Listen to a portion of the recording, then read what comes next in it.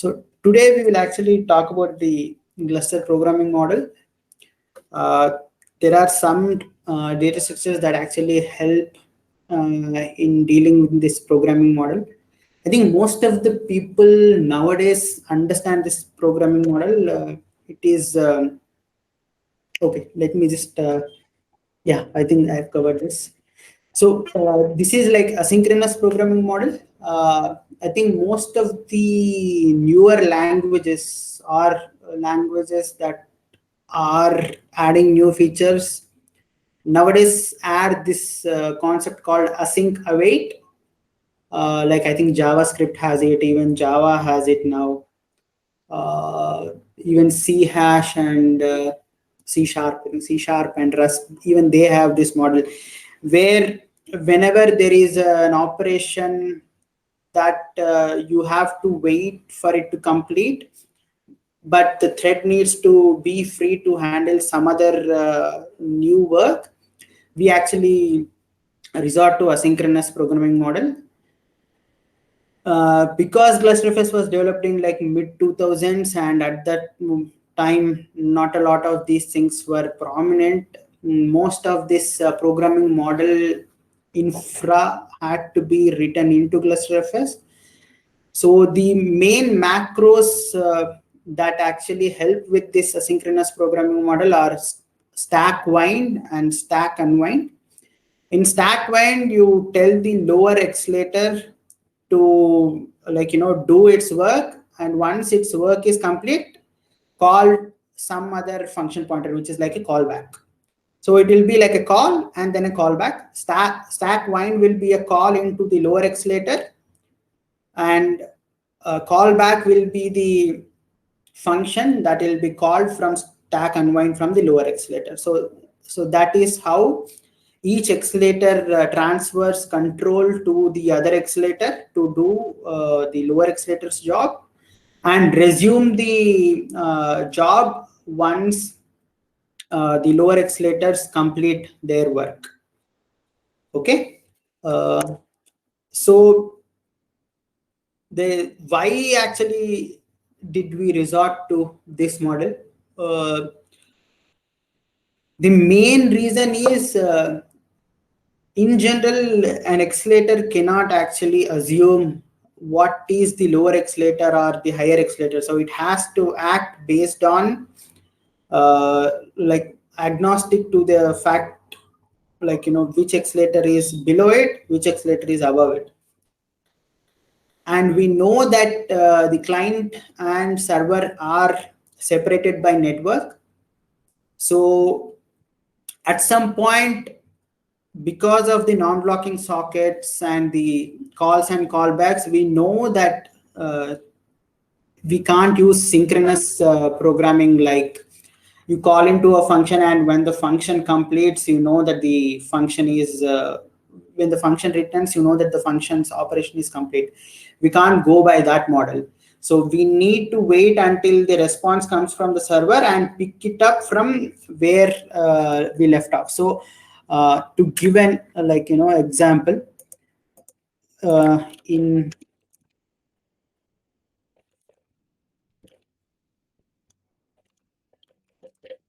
so let's say if we have a function, okay, let's say void foo, and then void bar and void pass. So this is like the famous function names in any programming language. So if we call bar here in a normal C programming paradigm, by the time the bar returns, we know that bar's functionality is completely done. But if, let's say, foo actually, instead of doing its operation synchronously, it sends a it makes a network call saying, you call foo cbk after you are done. The operation is only done when foo CBK is complete, right? So by the time bar returns in the C stack, we only can guarantee that foo sent a request to the server. Okay, but we can't assume that operation intended by foo is done. It is only done after foo CBK also is done. But because of the way C does these functions using the stack, by the time bar returns, we can't really tell whether this foo completed or not. We can only tell whether it is complete once foo CBK is done. Like, let's say this is the one that actually completes the job. So because of this, if you want, if now Baz has to be sure of completing, if Baz needs to know that the job that is intended by foo to be completed, then Baz has to give something like you call Baz CBK, and this has to give something like bar and bar CBK, and in bar CB and you actually from here you call bar CBK, and in bar CBK you call dash CBK. So something like this needs to happen so that the layer that is Baz knows that the operation is complete. This can be a little bit tricky, so let me pause and ask if there are any doubts.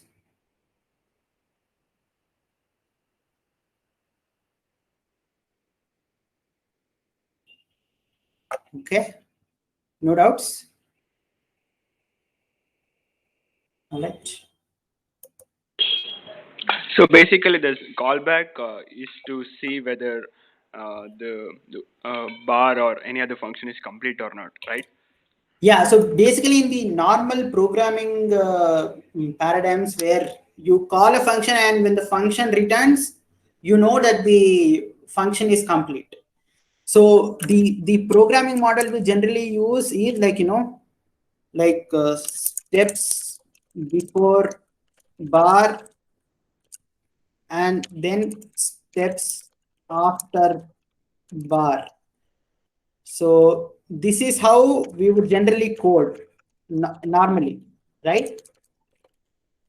A function, if this is just like a bar, not like a bar CBK, we generally code it like this.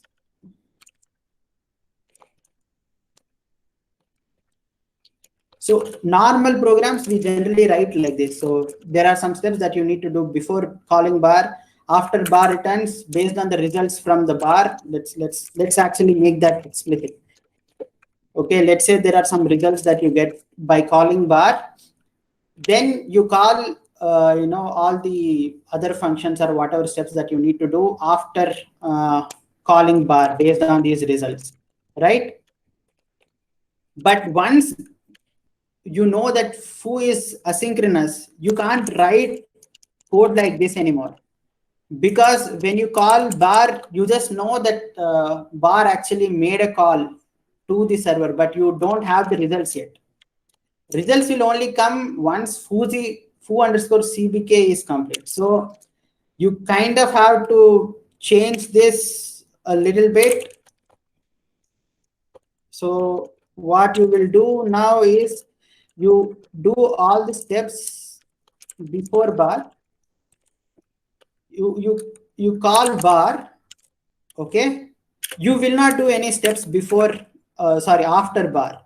So you will do those things in bash. Okay, you have to specify bash cbk, and you will get the results here. Okay, so now based on the results, you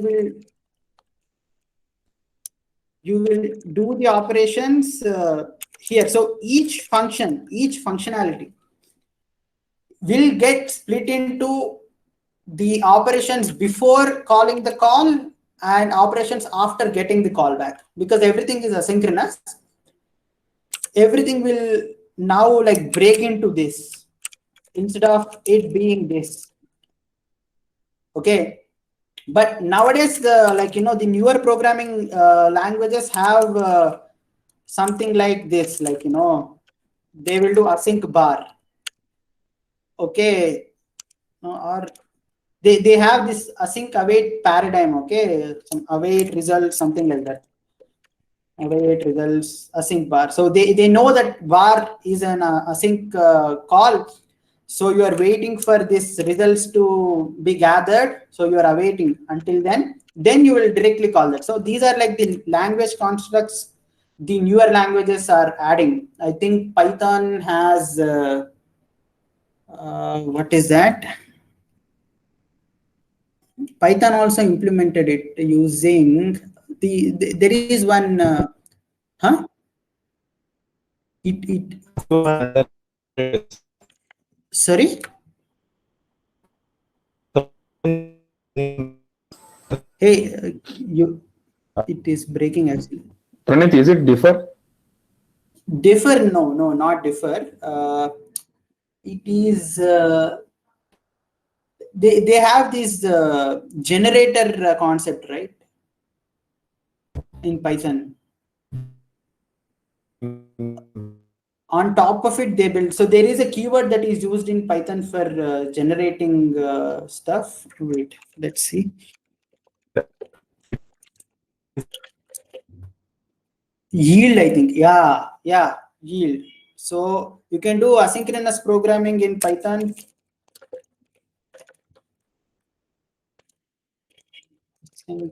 IO using yield, I think. So yeah, so yield inside async function, etc. So basically, what will happen, I think, is something like uh, you will do something called as yield here, and once this completes, this it will call some function which will wake up this function from yield, so it will return. By the time the return happens, it will have these results. So some such thing, I don't completely remember. I'm not good with Python, so it could be completely wrong also. But I guess you are understanding the paradigm, right? So in a normal manner of doing the operation, people generally do something like this. Like, you do some steps before the calling a function. You do these. You call a function, you get the results, and then you do steps after getting these results. But because it's asynchronous programming, the results will only be gathered in a callback. So you kind of split the function into, like, before doing the call and after getting the results. So that is what it will be. Okay, so we can kind of see this part. Which one shall we see? Let's see things lookups. Shows lookup statement. Okay, this is a top branch header, so it won't do stack wind.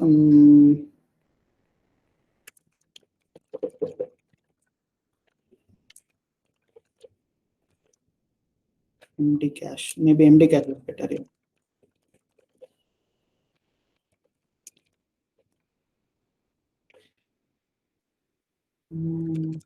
Yeah, so if you look at this lookup, okay, so at the end it will do the stack wind, okay, and then it will do a callback, and the processing of the result will happen in the callback. So all the checks, all the steps that are supposed to happen before calling the lookup call will happen before the stack wind. All the result processing will happen in the callback. So your actual function will be split. So if the language that we are using has async await capability, you can do something like, I'm going to do an await for this one, and then whatever is there in this lookup CDK, right? All these steps, you should be able to write them here itself. If your programming language has the capability, you could have written something like this. So you can say, like, this is an async thing. You get the results here, and once I got the results here, I will just process all the steps that are after stack one. So the programming logic in Gluster is completely like this. So every operation that has to send something over the network or call into the lower translator will split its functionality into things that are before stack wind, things that are after stack unwind. Okay, stack unwind is the method with which we will get the operation, get the results from lower translator. Okay, so this is what is stack wind and unwind. Okay, is it a little bit better now? Or are there any other doubts? Because this is the most important concept. After that, it's just a bunch of code. Anybody will understand. Cool. All right. Okay. So I think this is something that we saw last time also. Now let's look at, from now on, I think it's all code walkthroughs. Before the code walkthroughs, yeah, let me talk about these parts. Okay, stack wind and unwind variants. Okay, so what actually happens when we do stack wind? So we are saying, so 1 second.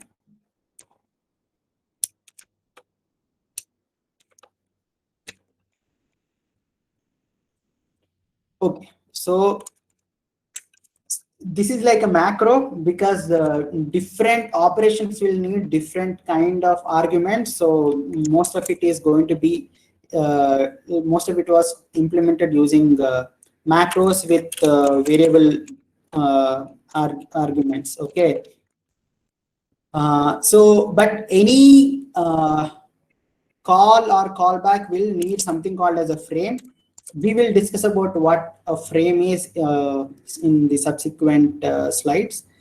But we are giving some callback, okay? Once the lower accelerators complete their operation, call with your results to this callback.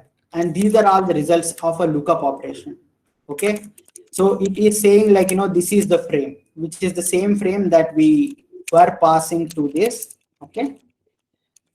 And then you can add some cookies to know some extra information. And then you have like the translator information. These are the lookup operations response. Like each operation will have such arguments which actually give you the result.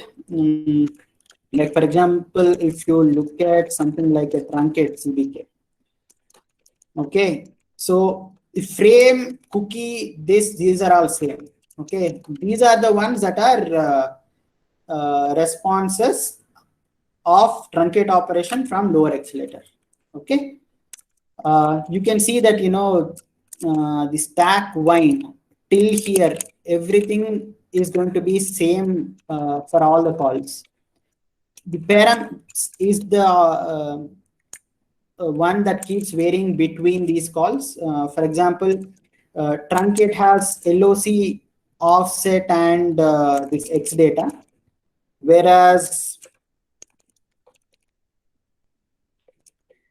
lookup has just LOC and X data. So these are like the parameters that vary between operations. Okay, so this is the accelerator that you want to send this lookup operation to, and this is the operation that you are interested in. Okay, which is like the lookup operation. If you look at something like AFR, which has multiple children in the graph, because it's a replica. If you have replica tree, there will be 3 such accelerator children. So we can look at that one. Look up to. So here you see that it actually is iterating over all of these children, but the operation is same. Like you are saying, send your response to this AFR lookup CDK, and so these arguments are same to the lower accelerator, which is like the LOC and the dictionary, which is the accelerator request. But it is also saying this is the accelerator that I want to send this operation to, and this is the function that it will call, which is the lookup operation. So because AFR will have multiple children, like if it is replica 3, there will be 3 children. For each of the children, it will send this operation, and it will gather those responses also. Like, it is storing for each child what is the response. It will store and it will do some extra operations. Okay. All right. Let's try to look at what actually StackWind is doing. So I don't know how many of you guys have some knowledge about how a CStack works. So when you compile, it actually generates this code to do StackWind and stack unwind. It generates the code where it will store, it will create a new stack frame. It will place all of the arguments that you are passing in the frame. It will also store the return value after the response is complete. It will also, if there is any return value, it will also make space for that where the return values will be written out. And then the execution will jump to the start of that function.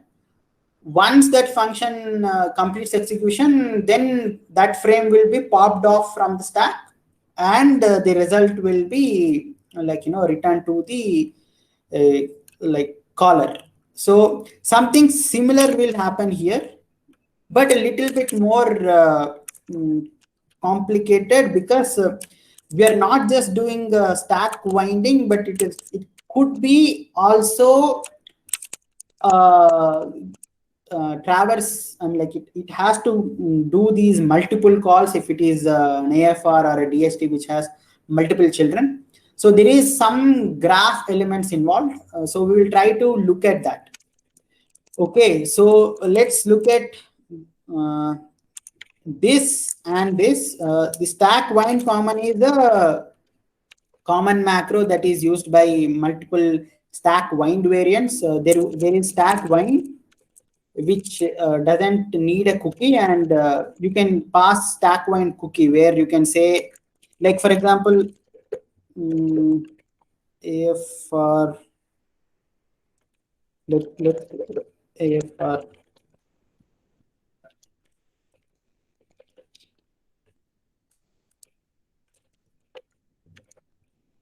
So here, for each call, it is also adding one cookie, which says what is this request that I'm sending to. Here in this case, it is kind of storing the cookie as the child index, so that when the lookup callback is called, based on the cookie, it knows from which of its children it got the response. So that is how AFR is using its cookie. But like, different accelerators may use this cookie for different reasons. But this is one such usage of how you can use the cookie.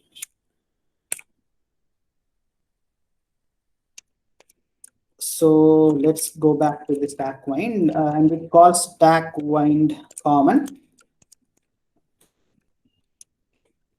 So what it will first do is it will create a new frame. For now, think of it like a stack frame. Now you are kind of storing what is the return function that I need to call once this function completes and the lower translator does a stack unwind.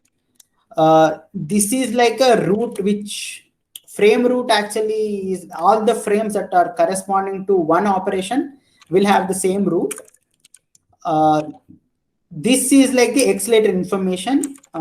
So we are basically saying we are this frame, the new frame that is getting created is associated with this particular accelerator object.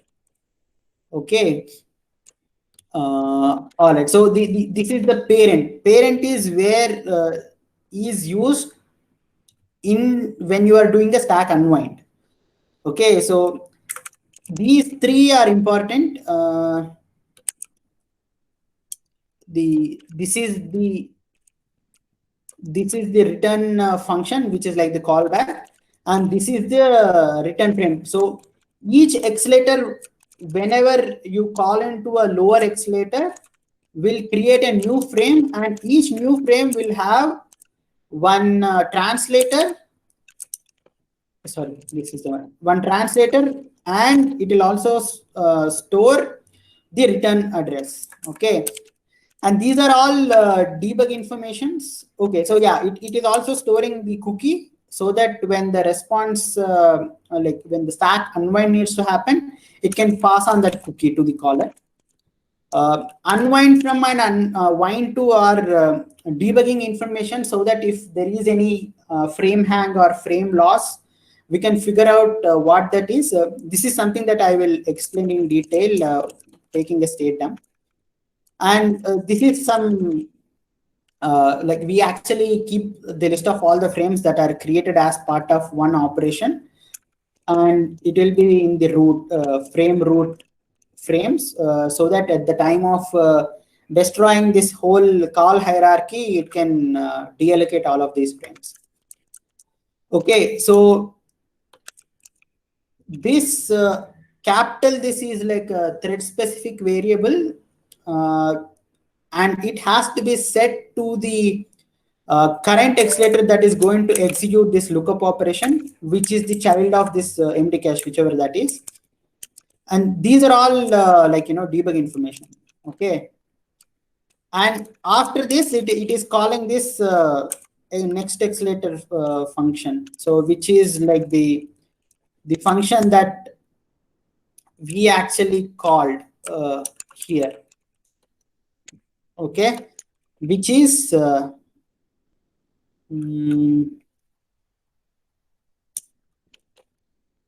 this one. Basically, essentially, we are calling lookup function from the lower accelerator by making sure all the necessary objects and thread state is kept as if the function is now completely inside the new translator. Okay, so this is what stack wind does. And once this function is called, the lower accelerator will, let's say this empty cache's lower accelerator is AFR, for just for argument's sake, for in this example. And so now this function will be called. It will do whatever it has to do. I think it will also do some stack wind at some point. It is doing the stack winds at some point. And then it will return from here and it will come back here, and that's it. We don't have any of the responses yet. Okay.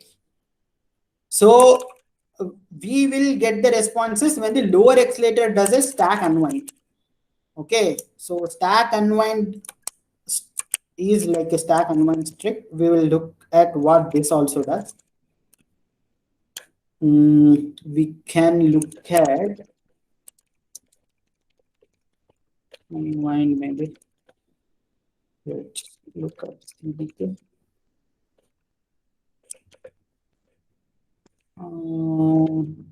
Okay, this is a little bit more involved. Let me take EFR maybe start first. This is a simpler one. So at the end, it will call something like a stack unwind. Once its operation is done, it will call stack unwind script with whatever is the whatever are the results. Okay, so for any stack unwind, these FOP information, the frame operation operate, which is like the return value from the operation that it performed, and if the operation failed, what is the error number that it has this it resulted in, and the result params. So these are passed. So like whatever we did in stack wind, we will undo all of that and set capital this etc to the parent translators. Let's look at what actually is going to happen here. So this is like some logging information. If there is a failure, I think there is a trace log that gets printed. But this is the first thing. So if you remember, okay, maybe we will put these two things side by side so that we can compare them. So we were storing this return value, which is like the callback, and now it is gathering that function pointer here. Then it will, this is again for debugging purposes. Okay, but here it is like trying to figure out what is the parent frame that I need to call into. So parent accelerator that it needs to call into, and what is the parent frame that was used. So this frame parent we actually set here. So whatever was the stack frame that is passed, we need to restore that stack frame here. So that is why we are doing all this in this. Okay. Now we will see that the parent translators accelerator is being set up as the thread specific variable here in this. Once that is done, these are like some more these are for like debugging information. So these are again it is keeping track of number of FOBs that failed and all these kinds of things. Okay, but it is essentially calling the callback here with the params of that operation, but these things are always same. The parent frame, the cookie, and the accelerator operate is like the return value of the operation, and the error if the operation fails. Okay, so then we will get let's say it was MVC lookup CDK. So we will get a call into this one. So whatever we looked at the beginning, right? Something like this. So this bar CBK is getting called basically, and it will call whatever is the, what is that, bash CBK, like that. So each if you look at it from okay, so yeah, this is interesting. So basically, so this is what happens in stack unwind. Now let's look at the difference between C stack and the Gluster stack. So if you look at the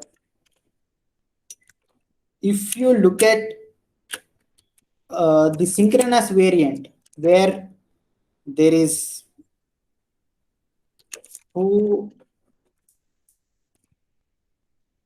bar and baz. And if this one calls bar, okay,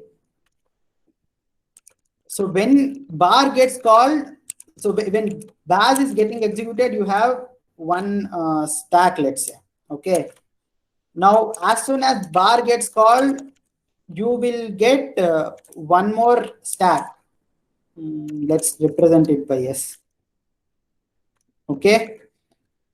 Now, if bar calls foo, you will have one more stack, like stack frame rather. Okay. Stack frame. And once, let's say foo does it doesn't call any function, it does some other computation here, and let's say it returns. Once the return happens, the stack frame of this foo is popped off, and the control will come to bar. Once bar completes its execution, this stack frame gets popped off, and it will come to baz. Once baz completes its execution, this stack frame is also popped off, and it is whoever is the calling function, it will be there. So the stack depth will increase when you are doing the calls and decreases when the returns are happening, right? But if you have these things in asynchronous way, the way it happens can be different. If so, this is something that I will probably show in using a GDB.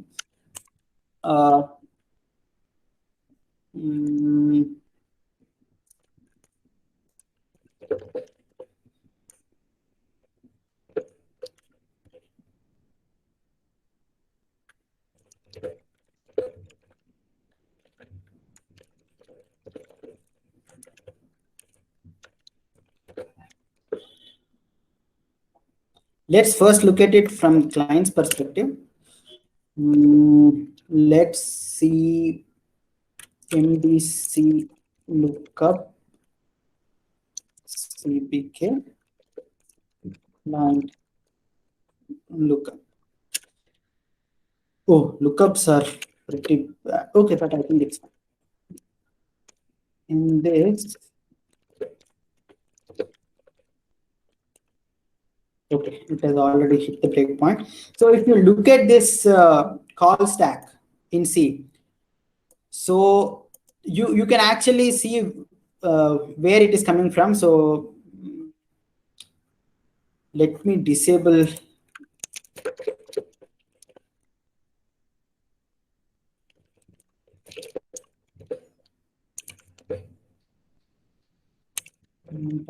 threads. All right.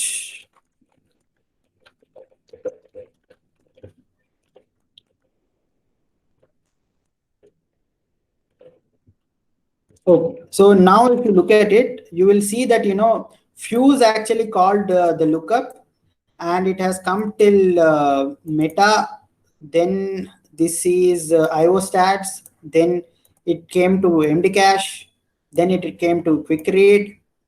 Everything is like a stack wind. Okay. And once it comes to client will not do any stack wind, because it has to send the request over the network. So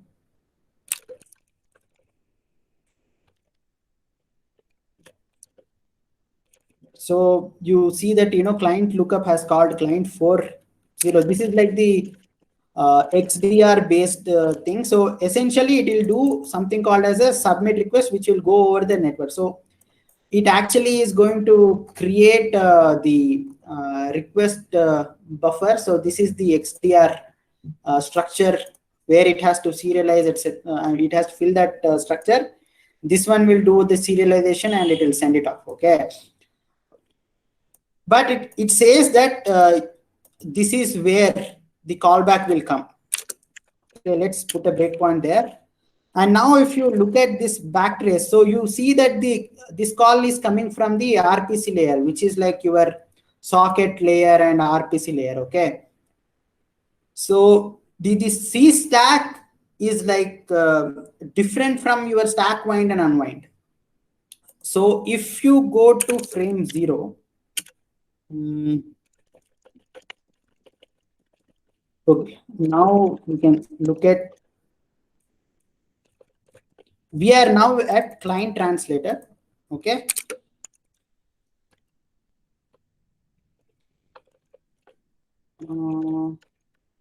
Oh, sorry, parent.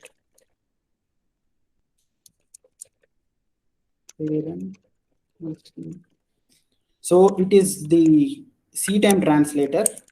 You can trace the parent structure, like it that is right behind. So all these translators and the frames are in this stack. Does this make sense? Like, MD cache has come. So if let's say we put a breakpoint in fuse lookup CBK. Oh, okay. Okay, maybe. Oh yeah, that is not where it goes to. Okay, let's put the breakpoint here itself. It's fine, I think.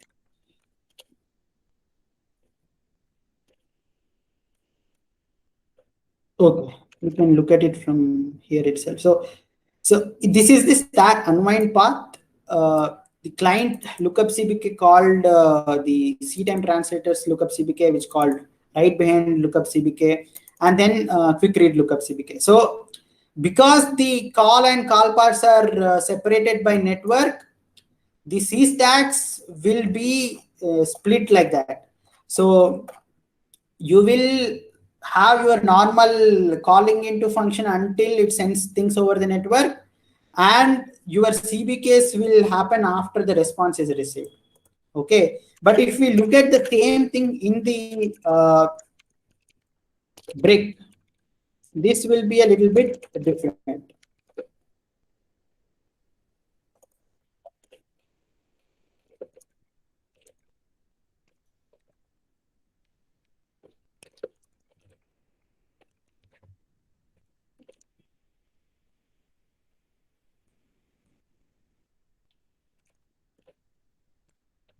So here it just received the request from the network.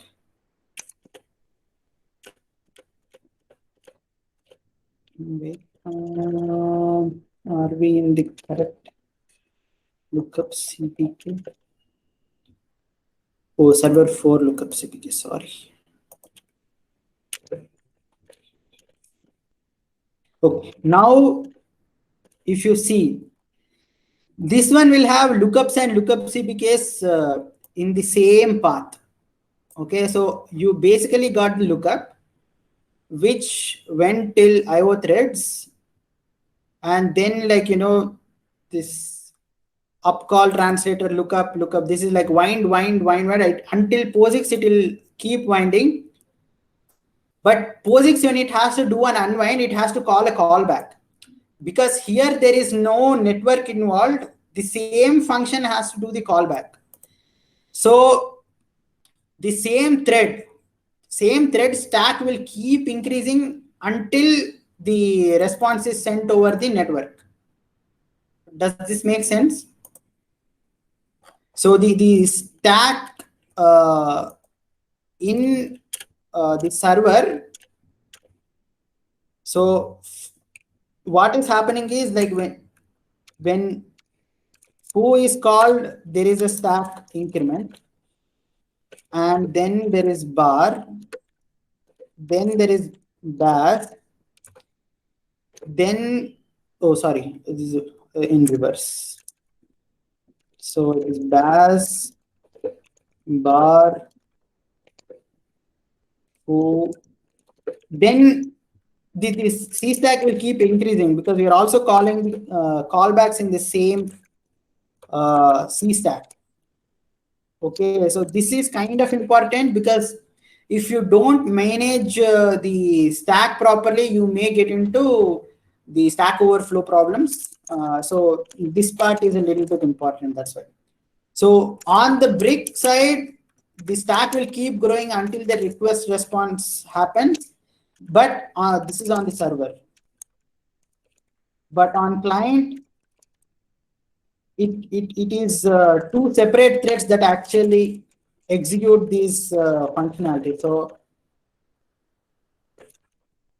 this will be executed by the caller thread, and this will be executed by the network thread, which is called epo thread in Gluster. Okay, so that is how the split will be in client, because there is asynchronous nature of the calls. But here everything is a little bit synchronous only, but because of the programming model that we are using, we get into this problem. Okay, so this is how stack wind and stack unwind happens. Now let's look at the data structures that are used, and we'll also look at, okay, yeah. Let's look at this call for, oh, actually this is enough actually. So we have seen local, okay, let me show it using the state dump. Okay.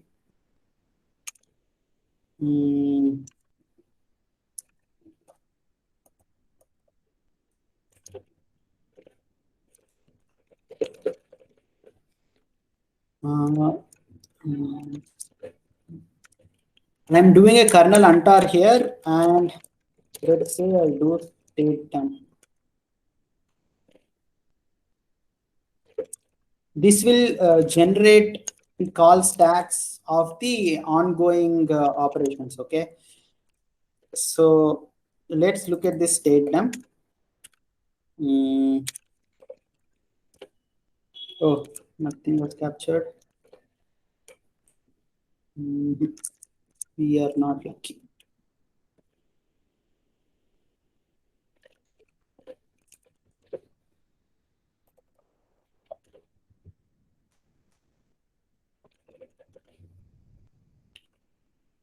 Okay, what is happening?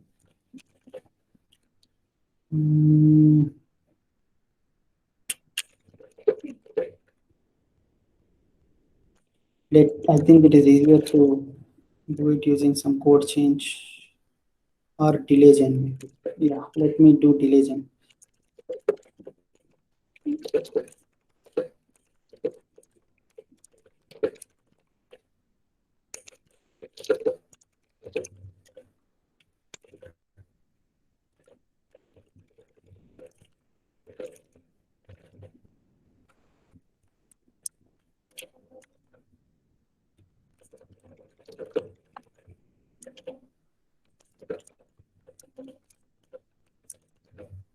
I hope it captured some operations. All right. Okay, so if you, so the calls and callbacks that we have discussed, they get captured in these. Each accelerator can actually, this is like, if you look at one call stack, you will get to know what all are happening. So each frame can has something called as wind from and wind to. Okay, these are ways of figuring out which function actually called this winding function. Okay, so for example, here it is wind from trash and link, right? So if you look at it,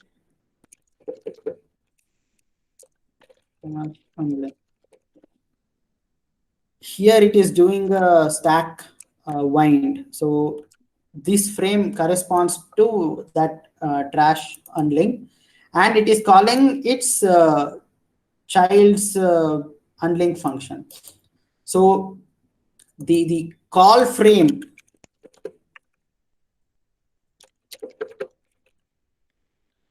this is the data structure that actually is used by stack wind and unwind. Root is the one that captures the entirety of one flow. Like if it is lookup, the stack winds and unwinds will keep creating these frames into this stack root. So all of the frames that are created will be listed in this stack root. Uh, the parent is the parent translator's frame. This will be used for stack unwind. This begin and end is when this frame is created and completed. Local, I'll tell what local is. Cookie we kind of seen. Xlater is the present translator. Return is the callback that it needs to call. The wind from wind to unwind from unwind to are the ones that get listed in this state dump so that we can debug if there are any hangs. So I added a delay gen translator so that it will introduce some delay. So it will appear like there is some hang. But sometimes we like in the initial days of Gluster, when there were bugs, sometimes things used to hang, and we used to look at these call stack to find out, like, which translator called what and where is it stuck. So this complete equal to 0 means the operation is not yet done. So if there is like lot of I think, let me see if there is any complete equal to 1. Okay, unfortunately we don't.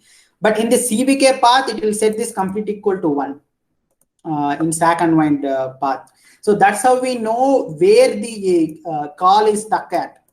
For example, in GDB, if you do backtrace, you kind of figure out which function is executing and in which function the execution is going on. This is something similar with state dump. So we know which accelerator is executing the operation. So that is how state dump is used to debug the call frame flow. I mean, like call stack flow. Yeah, so these are like sometimes also it is, these are all frame creation time. These are all for debugging purposes. We kind of figure out if it is populated proper. I think this is not populated properly. It's all like 1970. I think this means it's never set. I think there is a option to set these things while debugging. Okay, so yeah, so that is the call stack. I'm sorry, call frame. Yeah, so I think I kind of demonstrated the state dumps also. Any doubts you guys have? Let me stop the presentation.